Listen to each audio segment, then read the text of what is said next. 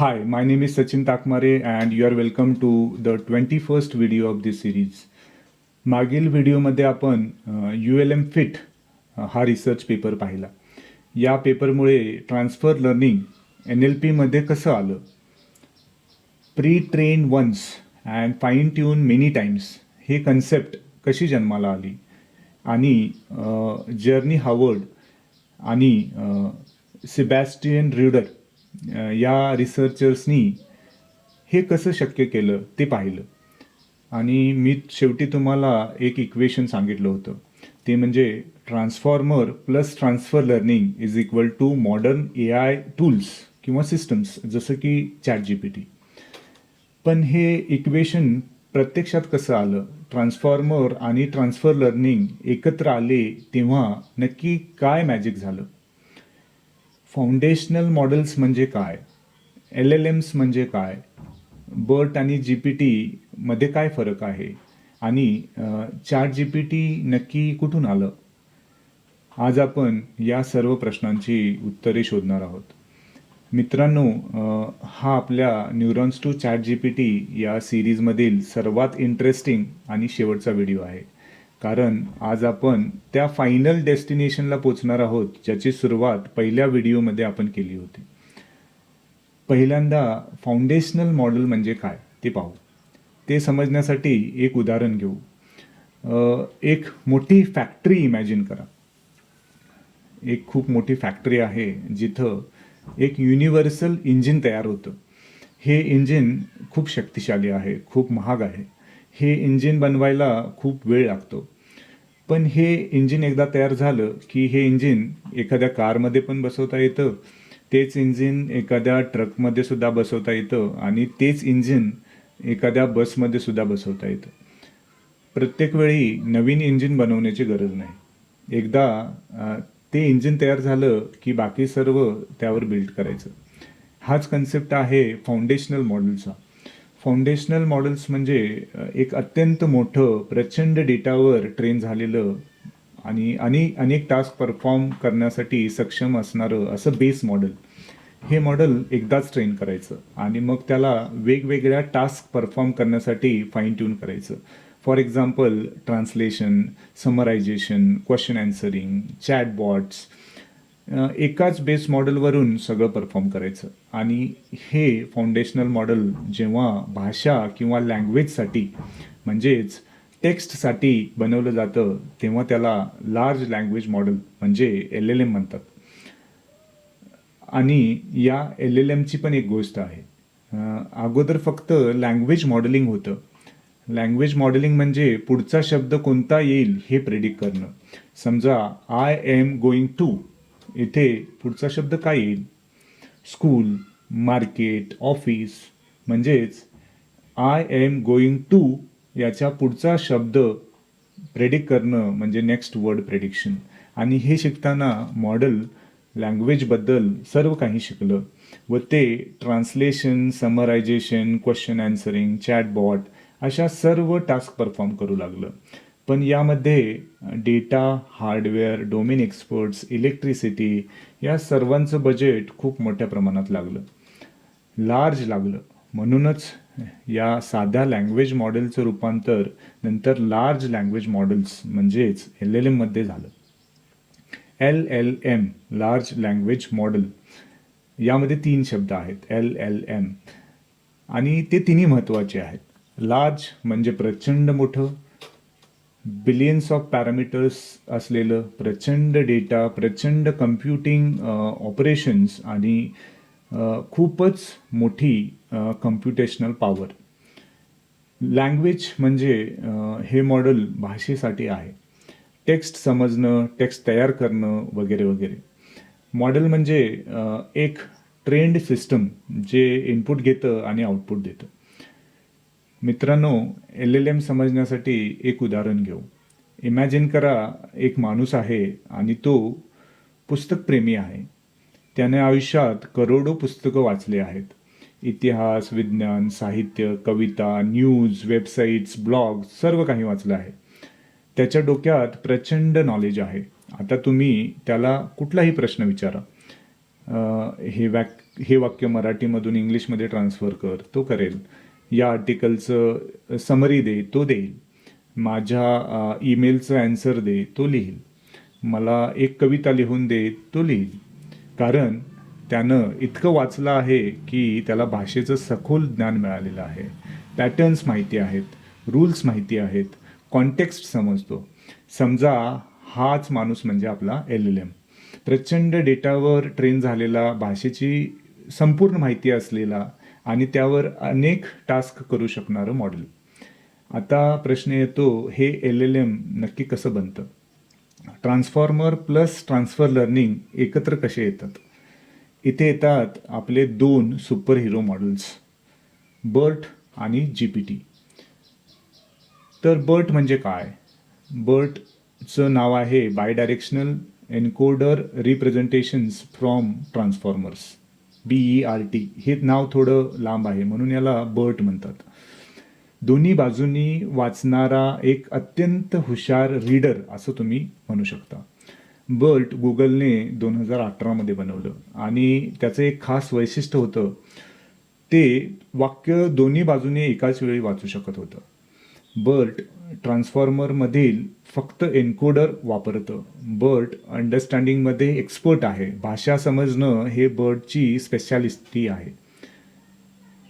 पण एक गोष्ट BERT करू शकत नाही, तो नवीन टेक्स्ट जनरेट करू शकत नाही. म्हणजेच BERT तुमच्याशी कॉन्व्हर्सेशन करू शकत नाही, नवीन पॅरेग्राफ लिहून देऊ शकत नाही.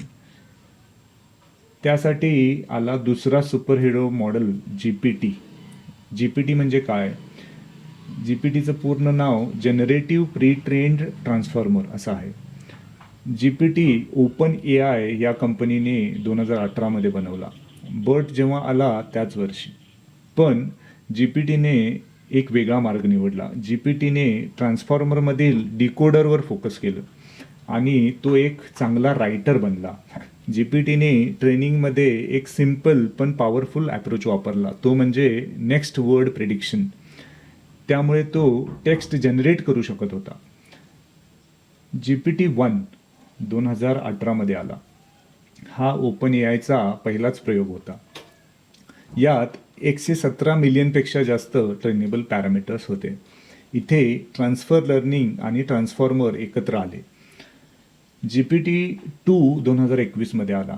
यात 1.5 बिलियन्स ट्रेनेबल पॅरामीटर्स होते. हा इतका पॉवरफुल होता की OpenAIने सुरुवातीला याला रिलीज करण्यासाठी नकार दिला. हे खूप धोकादायक आहे असं म्हटलं. पण त्यानंतर यावर खूपच काम करून यातील धोके हळूहळू कमी केले. त्यानंतर GPT-3 2020 साली आला. यात 175 बिलियन्स ट्रेनेबल पॅरामीटर्स होते. हे मॉडेल इतकं पॉवरफुल होतं की ते खूप साऱ्या गोष्टी करू शकत होतं. त्यानंतर 2023 GPT-4 आला. हे एक स्टेबल मॉडेल होतं. हे आणखी पॉवरफुल आणि मल्टीमोडल होतं. म्हणजेच टेक्स्टबरोबर इमेजेस, PDF व इतर फाईल्स पण समजू शकत होतं. आता आपण पाहू ChatGPT काय आहे आणि तो कुठून आला. मित्रांनो, आता आपण पोचलो आहोत त्या डेस्टिनेशनला ज्यासाठी आपण हा आपला प्रवास न्यूरॉन्सपासून आपण सुरू केला होता. GPT-3 खूप पॉवरफुल होतं, पण एक मोठी अडचण होती. GPT-3चा एक मोठा प्रॉब्लेम होता. तो कधी चुकीचं कॉन्टेंट लिहित होता, कधी हार्मफुल कॉन्टेंट पण लिहायचा, कधी प्रश्नाचं उत्तर न देता वेगळंच काहीतरी लिहायचा, इरिलिव्हंट टेक्स्ट जनरेट करायचा. म्हणजे GPT-3 पॉवरफुल होता, पण हेल्पफुल, हार्मलेस आणि हॉनेस्ट नव्हता. म्हणजेच रिलायबल नव्हता. युजर्सला जे हवं आहे ते देणं त्याला जमत नव्हतं. मग OpenAIने एक नवीन टेक्निक आणली.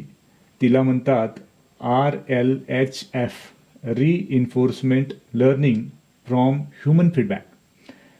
हे समजण्यासाठी एक उदाहरण घेऊ. इमॅजिन करा, एक लहान मुलगा आहे. तो चित्र काढायला शिकत आहे. पहिल्यांदा तो स्वतःहून चित्र काढतो. कधी चांगलं येतं, कधी नाही. मग त्याचे आई बाबा आणि शिक्षक त्याला फीडबॅक देतात. हे चित्र छान आहे, यामध्ये तू आणखी सुधारणा करू शकतोस, हे असं नको काढू, हे असं काढ, वगैरे वगैरे. मुलगा हे फीडबॅक ऐकतो आणि त्याप्रमाणे ॲडजस्टमेंट्स करतो, त्याप्रमाणे सुधारणा करतो. हळूहळू तो खूप छान चित्र काढायला लागतो. हेच RLHF करतं. GPT-3च्या रिस्पॉन्सेसला ह्युमन ट्रेनर्स इव्हॅल्युएट करायचे. हे उत्तर चांगलं आहे, हे नाही, आणि त्या फीडबॅकवरून मॉडेलला रिवॉर्ड किंवा पॅनल्टी द्यायचे. GPT-3ला बराच ह्युमनमधील कॉन्व्हर्सेशनचा डेटा दिला व हळूहळू मॉडेल शिकत गेलं की माणसांना कुठल्या प्रकारची उत्तरं आवडतात, कोणते प्रश्न अवॉइड करायला पाहिजेत. जसं जर तुम्ही जीपीटीला विचारलं की बॉम्ब कसा तयार करायचा ते सांग, तर तो नक्कीच सांगणार नाही. GPT-3ला RLHF वापरून इन्स्ट्रक्शन दिल्या व इन्स्ट्रक्ट जीपीटी तयार झाला आणि त्यानंतर त्याचं नाव चॅट जीपीटी असं झालं.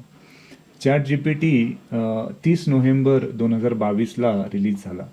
ओपन AIने चॅट जीपीटी लॉन्च केला आणि जग बदलूनच गेलं. तो इतका पॉप्युलर झाला की पहिल्या 5 दिवसात त्याचे 10 लाख युजर्स होते आणि पहिल्या 2 महिन्यातच त्याचे 10 कोटी युजर्स झाले. आणि आत्तापर्यंतचा हा जलद युजरच्या बाबतीतला हा रेकॉर्ड होता. तो इतका पॉप्युलर का झाला? कारण तो कॉन्व्हर्सेशनल होता, माणसासारखं बोलू शकत होता, तो हेल्पफुल होता, नक्की जे विचारले त्याचं उत्तर द्यायचा, तो सेफ होता, हार्मफुल कंटेंट टाळायचा, तो व्हर्सटाईल होता, कोड लिहायचा, एसे लिहायचा, एक्सप्लेन करायचा, ट्रान्सलेट करायचा आणि बरंच काही करू शकत होता. जीपीटी आल्यानंतर AI फील्डमध्ये एक एक्सप्लोजन झालं. आपण आता अशा वळणावर आहोत जिथे दररोज एक नवीन AI टूल लॉन्च होत आहे. ट्रान्सफॉर्मर आणि LLMच्या या लाटेत अनेक दिग्गज कंपन्यांनी AI टूल्स रिलीज केले आहेत. आज मार्केटमध्ये खूप पॉवरफुल AI टूल्स उपलब्ध आहेत. आजच्या घडीला सर्वात जास्त चर्चेत असणारे 5 बेस्ट AI टूल्स कोणते, तर ते आहेत chat GPT, Gemini, Claude, Perplexity, Midjourney, Llama, Microsoft Copilot. तर chat GPT by open AI त्याबद्दल आपण ऑलरेडी चर्चा केली आहे. जेमिनाय बाय गुगलचा हा मल्टीमोडल अवतार आहे जो फक्त टेक्स्टच नाही तर इमेजेस, व्हिडिओज आणि तुमच्या गुगल ड्राईव्हमधील माहितीसुद्धा एका सेकंदात प्रोसेस करू शकतो. Claude by Anthropic. जर तुम्हाला अतिशय नैसर्गिक मानवी संवादासारखं आणि सुरक्षित AI हवं असेल तर क्लॉड हे सध्या सर्वात पसंतीचं टूल आहे. त्यानंतर परप्लेक्सिटी.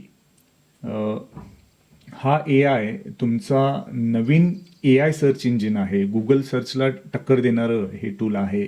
तुम्हाला संदर्भासहित म्हणजे सायटेशन सकट अचूक माहिती देतं.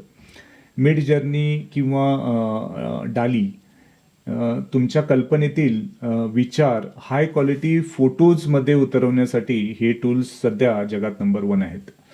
त्यानंतर येतं लामा बाय मेटा.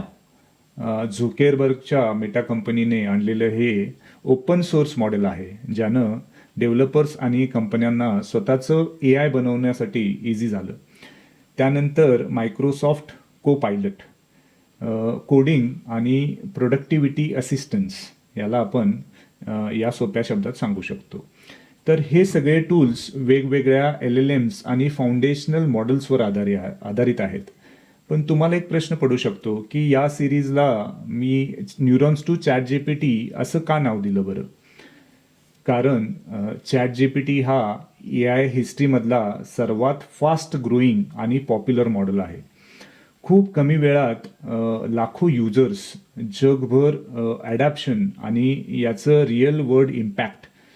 त्यामुळे चॅट जीपीटी हा फक्त एक टूल नाही तर तो मॉडर्न AI इव्होल्युशनचा एक फीस आहे. म्हणूनच मी या सिरीजचं नाव न्यूरॉन्सपासून सुरू केलं आणि चॅट जीपीटीपर्यंत आपण येऊन हा प्रवास संपवला, म्हणजे समजून घेतला. मित्रांनो, आपण या सिरीजमध्ये खूप मोठा प्रवास केला.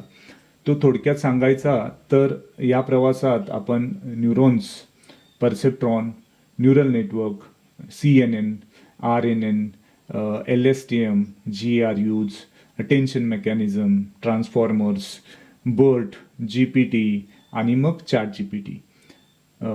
तर हा प्रवास होता न्यूरॉन्सपासून ते चॅट GPT पर्यंतचा. मित्रांनो, पहिल्या व्हिडिओमध्ये मी तुम्हाला म्हणालो होतो, have you ever wondered if it is possible to create a machine that can think like a human? आज आपण त्या प्रश्नाचं उत्तर पाहिलं, त्यामागचा संपूर्ण प्रवास जाणून घेतला. आपण आता फक्त चॅट GPT वापरतच नाही, तर आपल्याला कळालं की चॅट GPT काय आहे, कसं बनलं आणि त्यामागे किती वर्षाची जर्नी, किती वर्षाचं संशोधन, रिसर्च आहे.